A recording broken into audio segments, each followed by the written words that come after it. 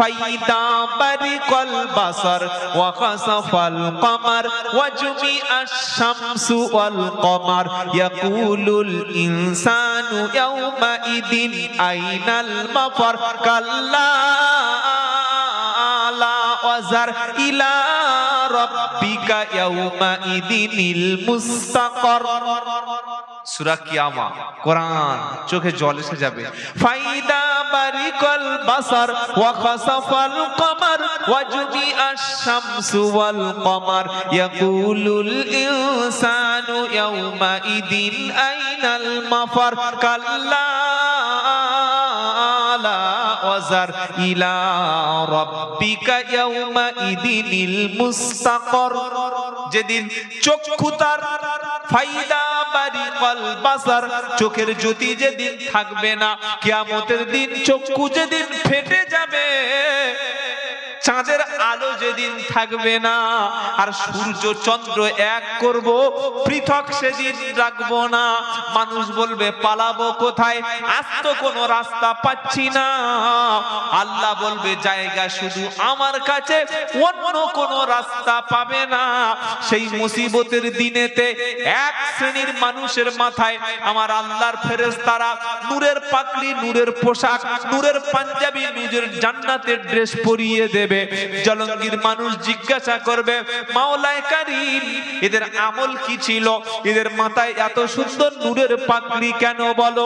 আমার আল্লাহ বলবে ফেরেশতারা ওদেরকে শুনিয়ে দাও, ওরা না ছিল হাফেজ, না ছিল মাওলানা, হাজি ওরা ছিল না, শাইখুল হাদিস মৌলবি ছিল না, পীরের বেটা কিংবা পীর সাহেব ছিল না, কিন্তু ওরা ছিল দুনিয়াতে আব্বা এবং মা, আর সন্তানগুলো ছিল হাফেজ মাওলানা। জোরে হবে না সুবহানাল্লাহ? এত বড় একটা কথা শুনে মুখ থেকে সুবহানাল্লাহ বলিয়ে নিতে হবে? বিয়ের সময় আপনাদের মনে হচ্ছে কবুল বলাতে গিয়ে মৌলবীর ঘাম ছুটে গিয়েছিল। জোরে বলুন সুবহানাল্লাহ।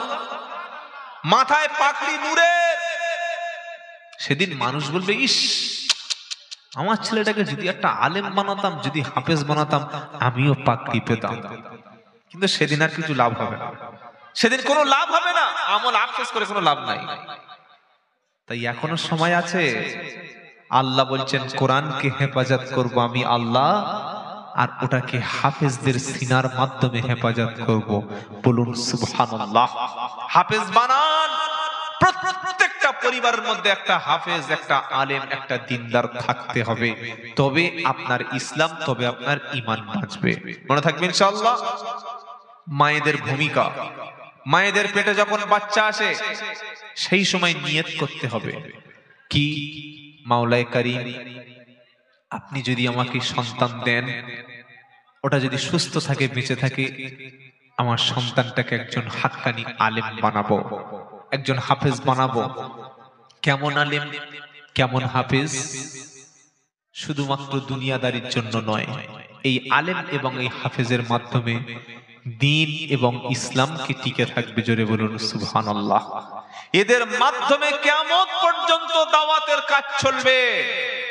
ওই রকম ইলমওয়ালা আলেম যেন আল্লাহ আমার গর্ভে দান করো, এটা মায়েদের পেটে বাচ্চা আসলে তারা দোয়া করতে শুরু করবে।